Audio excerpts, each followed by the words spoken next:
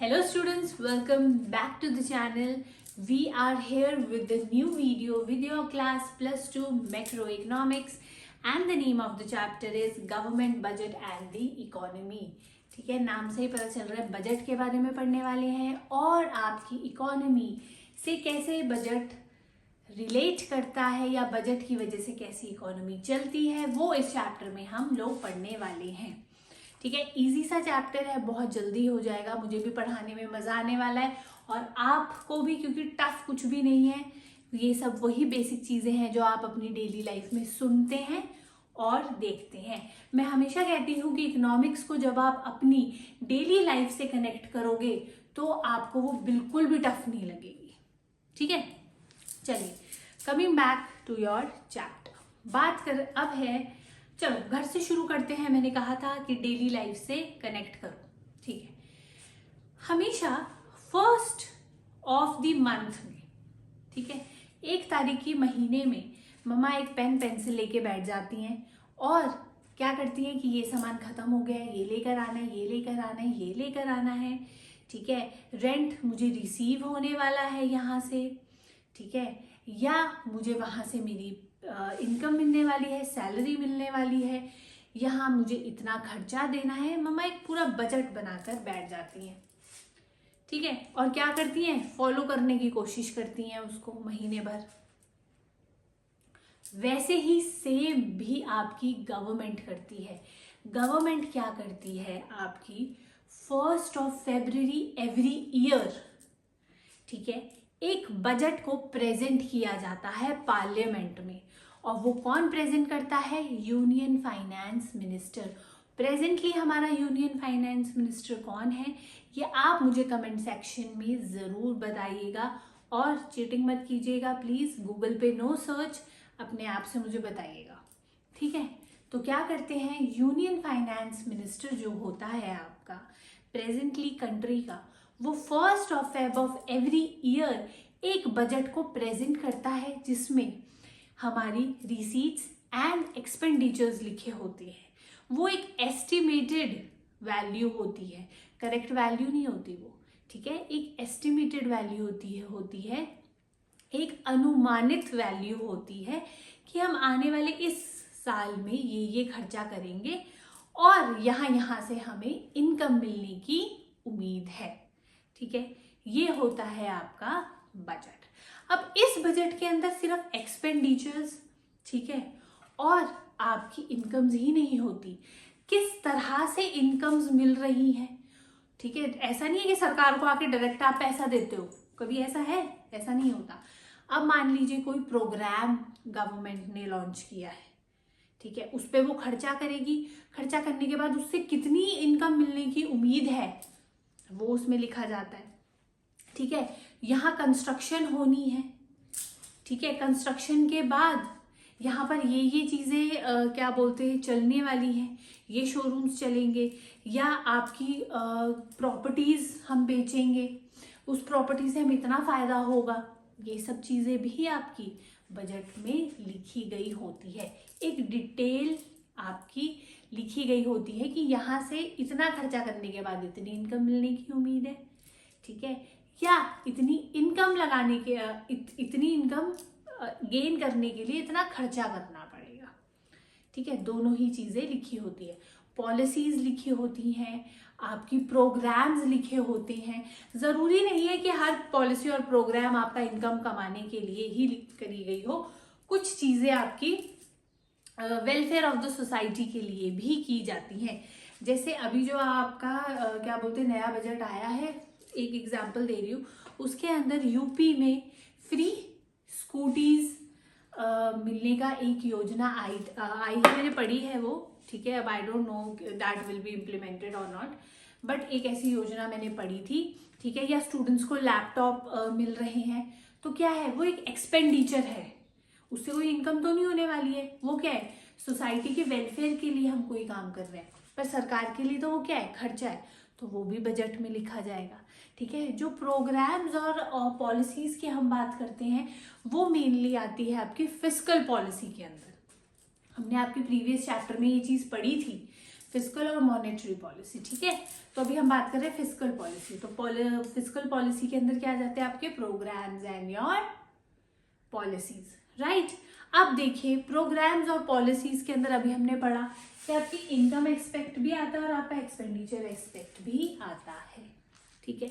इतना क्लियर हुआ। ये एक बस ओवरव्यू दिया है मैंने आपको बजट का। अब देखते हैं कि बजट बनाना क्यों जरूरी है, हर साल ये काम करने की क्या जरूरत है आपको बार बार, ठीक है। या मम्मा हर महीने फर्स्ट को क्यों लेके बैठ जाती हैं, देखते हैं क्यों। अब जो आ जाते हैं वो है आपके ऑब्जेक्टिव्स ऑफ योर बजट, कि बजट क्यों बनाया जाता है एक इकोनॉमी में। सबसे पहले जो सेंट्रल मेन ऑब्जेक्टिव होता है बजट को बनाने का, वो होता है किसी भी देश की जीडीपी ग्रोथ। अब देखिए हमारे पास 2 मेन सेक्टर्स होते हैं गवर्नमेंट के पास, ठीक है, जिससे वो इनकम ले भी सकती है और उनके लिए वेलफेयर का काम भी करती है। कौन से? हाउस होल्ड और योर पब्लिक हाउस होल्ड जो आपका पब्लिक सेक्टर है, और प्राइवेट सेक्टर जो कि आपकी फर्म्स या बिजनेसेस होते हैं, ठीक है। अब देखिए GDP growth is a central objective of government policy by making public investment expenditure.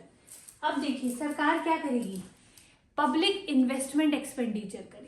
Investment expenditures वो भी पब्लिक, मतलब रोड बना दिए, स्कूल्स बना दिए, हॉस्पिटल्स बना दिए, ठीक है।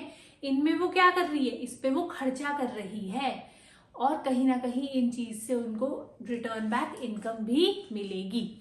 Next, add private investment expenditure. अब क्या करेगी, प्राइवेट इन्वेस्टमेंट एक्सपेंडिचर मतलब आपके टैक्स रेट थोड़े से कम कर दिए प्राइवेट वालों के लिए, बिजनेसेस के लिए लाइसेंसिंग प्रोसीजर थोड़ा रिस्ट्रिक्टेड, थोड़ा कम कर दिया, जिसकी वजह से वो ज़्यादा आपके सेल्फ एम्प्लॉयमेंट में आए, ठीक है।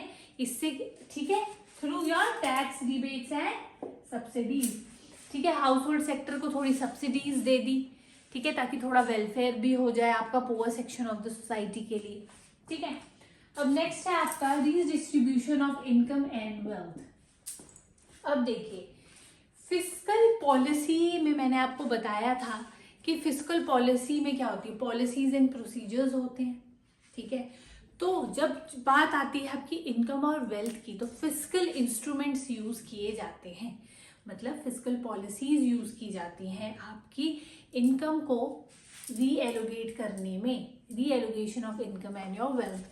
मतलब कि जब हम ये चाहते हैं कि equal distribution of income and wealth हो हमारी कंट्री में, पुअर ज़्यादा ना हो, ठीक है, और रिच भी ज़्यादा ना हो, ठीक है।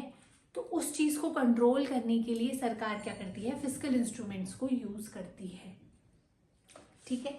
अब देखिए कैसे कंट्रोल किया जा सकता है। 2 एग्जाम्पल्स बोल सकते हो आप, 2 एग्जाम्पल्स हो सकते हैं, जैसे आपका जो rich section of the society है उसके ऊपर टैक्स इम्पोज करना, और जो poor section of the society है उनको सब्सिडीज देना, ठीक है।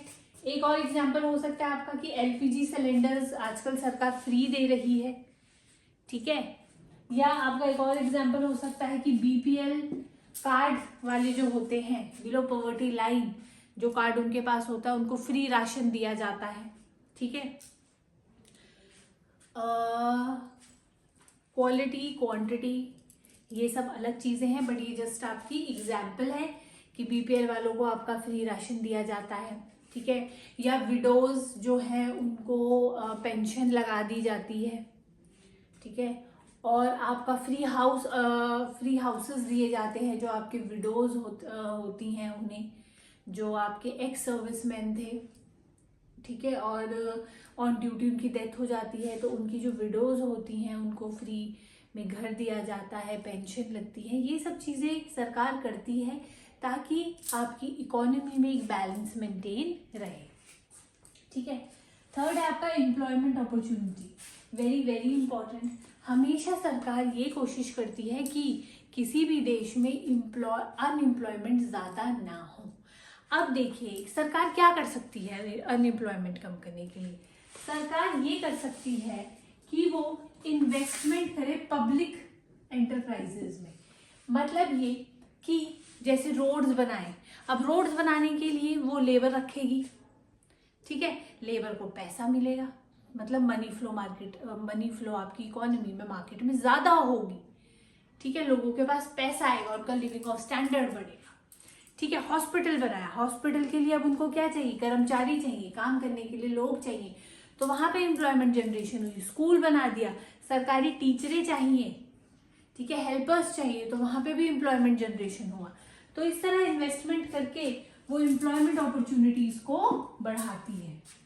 नेक्स्ट है बैलेंस रीजनल ग्रोथ। अब देखिए बैलेंस रीजनल ग्रोथ, जो आपके पिछड़े हुए एरिया होते हैं, हिंदी में अगर मैं कहूँ आपको रूरल एरियाज, जो बहुत ज्यादा रूरल एरियाज होते हैं, वहां पे सरकार क्या करती है, उनको ग्रोथ देने के लिए उनके लिए लिबरल टैक्सेस लॉज बनाए जाते हैं।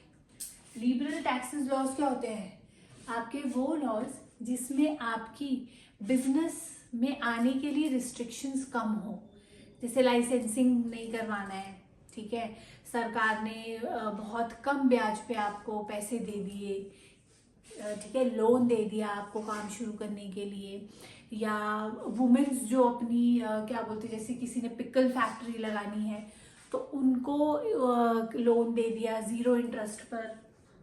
ठीक है, इस तरह की लिबरल पॉलिसीज सरकार बनाती है ताकि आपकी बैलेंस्ड ग्रोथ हो रूरल और अर्बन एरियाज में, दोनों में। नेक्स्ट है आपका स्ट्रक्चर ऑफ बजट, जो हम करेंगे अपनी नेक्स्ट क्लास में।